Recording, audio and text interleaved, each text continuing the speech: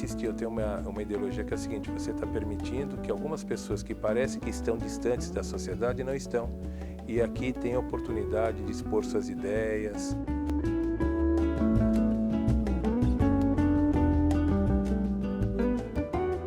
Hoje nós temos a honra de receber Roberto Nucinques Macraken, desembargador do Tribunal de Justiça do Estado de São Paulo.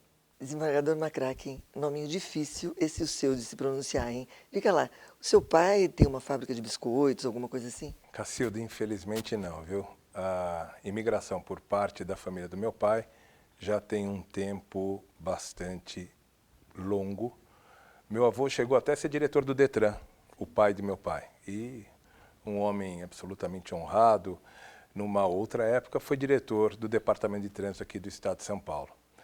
Por parte de minha mãe, que Não, é mas deixa eu primeira só esclarecer, eu só geração. perguntei do biscoito por causa do Macraken, hein? Ah, tá bom, mas não tem não. Ah, é mera coincidência de nomes. E por parte da minha mãe, nós temos aí em primeira geração uma descendência romena. Ah, romena. Nós somos descendentes de uma família romena judia. Sim. E meu avô chegou em 1915, 1920 ao Brasil. Sim.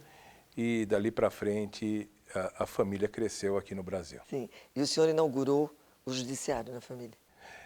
Eu inaugurei o judiciário, tem alguns contraparentes, mas na minha família eu inaugurei o judiciário e, aliás, eu inaugurei a área do direito, que nós não tínhamos ninguém da área do direito.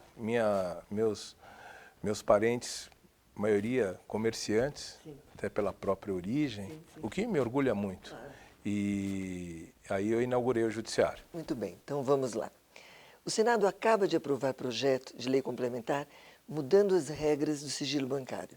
Projeto, aliás, que confere acesso aos dados sigilosos do desembargador a todos os órgãos públicos, como nós sabemos. Esse projeto será mesmo, se aprovado, será mesmo uma vassourada na corrupção? O que o senhor acha? Cacilda, olha, eu tenho uma postura de intransigência no tocante à privacidade. Sim. Eu acho que o sigilo bancário só deve e só pode ser quebrado em casos absolutamente excepcionais. Sim. Como regra, não, porque pode se tornar uma arma contra a própria cidadania, o que seria inaceitável.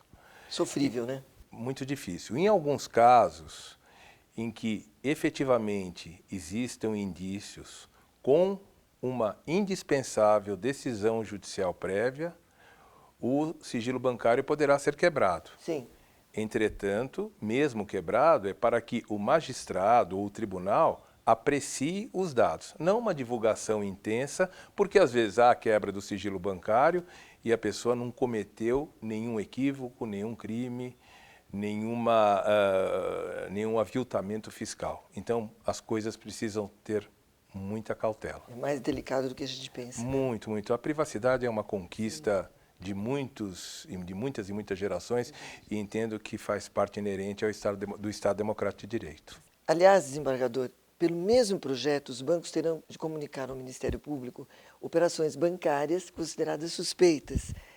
Isso não resultará numa insana corrida ao judiciário, ou seja, em um respeitável aumento de processos no judiciário? Olha, nós já temos nos bancos, até porque eu tive uma carreira como bancário, sim, o compliance, que é uma forma de vigilância quando ingressa dinheiro sem uma origem própria adequada na conta corrente.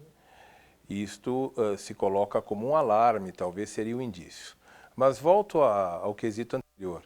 As coisas precisam ser feitas com muita cautela. O princípio é o mesmo, né? O princípio é o mesmo, a privacidade deve ser preservada. Dependendo na mão de quem caia determinados dados, podem ser mal utilizados. Sim. E isto me preocupa muito. De um lado, se imagina num primeiro momento, em uma grande revolução, que os corruptos existentes vão ser todos afastados, vão ser todos apenados, mas infelizmente as coisas não funcionam bem assim. Eu defendo muito os preceitos e princípios constitucionais da ampla defesa, do devido processo legal. Não tenho simpatia por atitudes autoritárias. E por falar em corrida insana ao judiciário, o senhor teria alguma fórmula mágica para acabar com a lentidão judiciária? Então, nós temos algumas assim recomendações que nós podemos falar, né? Primeiro seria uma boa parte dos prestadores de serviço, isso eu digo de forma ampla, prestarem com mais qualidade de serviço. Basta Que é fundamental, né? se fazer uma breve verificação para se entender que, ao menos o relacionamento com os prestadores de serviço não é bom, Sim. né? Sem destacar nenhum setor. O movimento de conciliação também entendo que é muito importante, prévio, antes que se ingresse no judiciário e depois do ingresso no judiciário.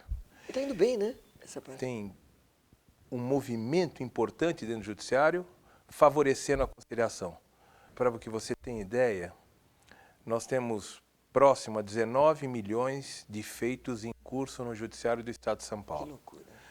E, praticamente, para cada 2 pessoas, nós temos uma demanda aqui no Estado de São Paulo, que é uma magnitude Imenso. impensável. Nossa, impensável.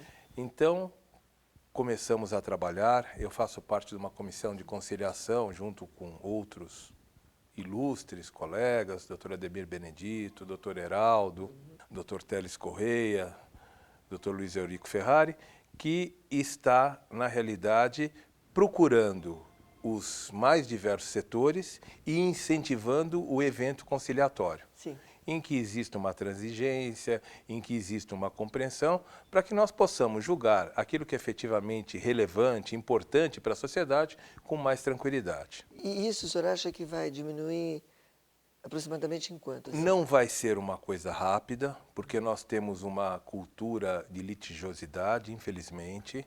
Nós temos uma cultura, até por aquilo que aconteceu no país, por vários fatores sociais, pela nossa origem cultural, Guerreira, né? guerreira, latina, enfim. Mas eu imagino que com o tempo, em 1, 2, 3 anos, as coisas tendem a melhorar muito. E nós torcemos muito isso. Para que você tenha ideia, em segunda instância, cada desembargador está dando aproximadamente por ano de 2.500 a 3.000 votos, que é uma carga muito grande de trabalho. Isto não aparece como trabalho, mas é uma carga imensa, né? Um desgaste pessoal muito grande. E, enfim, então a conciliação é um dos caminhos, sem prejuízo de outras medidas que possam ser tomadas. Até a conduta do governo de uma forma geral, porque uma boa parte das demandas é em face ao poder público. Sim. Então, se o poder público também tivesse uma conduta mais própria, de uma forma ampla, sem segmentar qualquer um dos seus setores, nós poderíamos ter um número bem menor de demandas. Todos precisamos ter essa consciência, né? Precisa ter uma consciência maior, de um relacionamento mais adequado, Certo. e isto, né? Ter maior flexibilidade na vida, ter maior tranquilidade. Isso leva tempo. Olhando para os tribunais superiores, na sua opinião, o Supremo deveria ser um tribunal reservado aos juízes de carreira e apenas a eles? A presença do juiz de carreira é indispensável, é fundamental. Mas eu acho que o Supremo reflete um pensamento geral do país, e é uma corte tida e sabidamente como política. Então, eu acho que só reservar aos juízes de carreira não seria o melhor caminho, mas que eles devem estar lá, com certeza, presentes. Isto é indiscutível, mas eu acho que o Supremo deve refletir um pouco também o pensamento mais apurado, mais intelectualizado da nossa sociedade como um todo. Hoje nós temos como ministro, como presidente, o ministro Peluso, que é um juiz de carreira do Estado de São Paulo. E com certeza vai sair muito bem, um homem extremamente preparado, culto, de bom senso. E a presença dele é fundamental no Supremo. Mas acho que aqueles oriundos do Ministério Público, da advocacia, também são muito importantes para formar um pensamento mais eclético, que entenda melhor o Brasil. É importante entender o Brasil. O senhor ingressou na magistratura, desembargador Roberto, eu prefiro chamá-lo por Roberto porque os outros Fique são muito à vontade. difíceis. O senhor ingressou na magistratura pelo 5º Constitucional. Pelo 5º Constitucional da Advocacia. Da advocacia. Da advocacia. Portanto, vê alguma diferença de posicionamento na hora de julgar entre o juiz de carreira e o juiz oriundo da advocacia? Não, assim, olha, nós temos o 5º do Ministério Público e da Advocacia. Eu entendo que o 5º, a participação do Ministério Público e dos advogados e da advocacia é importante no tribunal para que os julgamentos se tornem mais ecléticos. Eu vejo na minha participação dia a dia no Tribunal de Justiça, que é formado por pessoas, regra geral, muito preparadas, muito estudiosas, extremamente trabalhadoras, mas eu vejo a minha presença e dos colegas do quinto, da advocacia, nós conseguimos trazer, em parte, uma visão diferenciada. E como o Ministério Público também consegue. Então, este caráter eclético, esta mistura positiva, eu acho que é muito boa para o tribunal. Porque a vivência é outra também, né? Já Se vem numa divulgou, vivência, se enxerga a sociedade de uma forma um pouco diferente que o magistrado de carreira enxerga. Essa união é importante. Sim. Essa união é importante. Para que o produto seja olha, mais abrangente. Como meus colegas também, muito bem recebido no tribunal, e temos um relacionamento assim da mais alta qualidade. Eu estou muito feliz, nesse momento da minha vida, em estar no Tribunal de Justiça do Estado de São Paulo, o que me é extremamente honroso. Desembargador Roberto, quem no mundo faria mais falta, o médico ou o juiz? Eu acho que os dois, né? O médico, por óbvio, é fundamental, cuida da saúde humana, da orientação, preventivamente, quando efetivamente ocorre problemas e tal. E o juiz traz, quando há efetivamente o embate, ele produz, pelos meios próprios, o retorno ao equilíbrio, atribuindo a quem de direito aquilo que é próprio.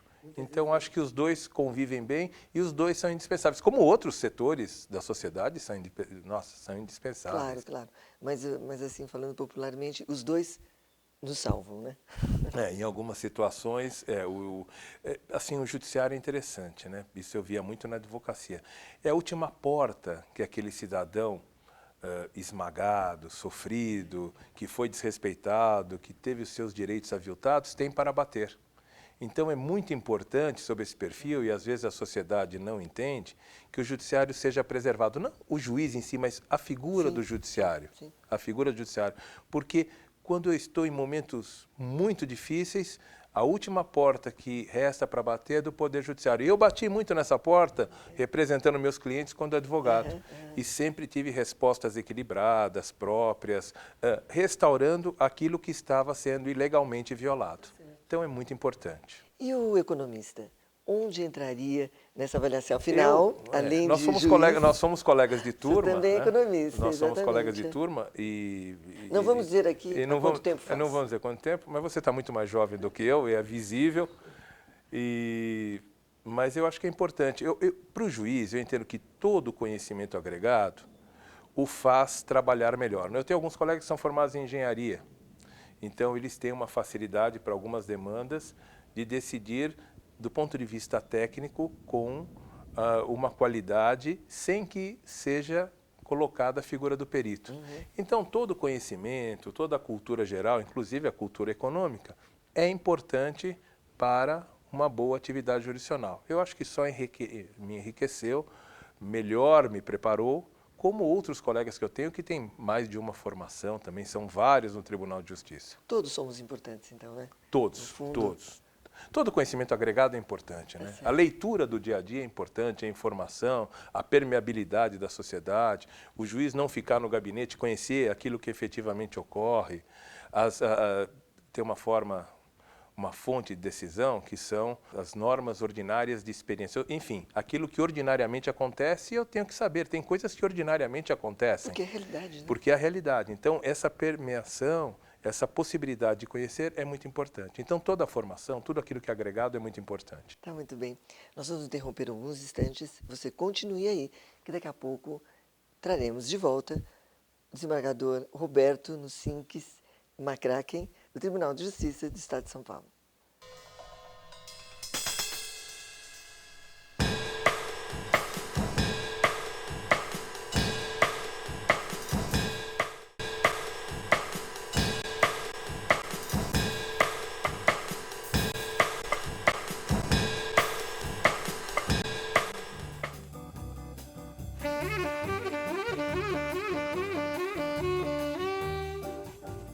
Pessoas que se relacionam com lealdade não escondem essas coisas. Depois de um certo tempo, o amor significa também compreensão e entendimento. Então, eu acho que, ao contrário, isso daí só vai fortalecer o relacionamento.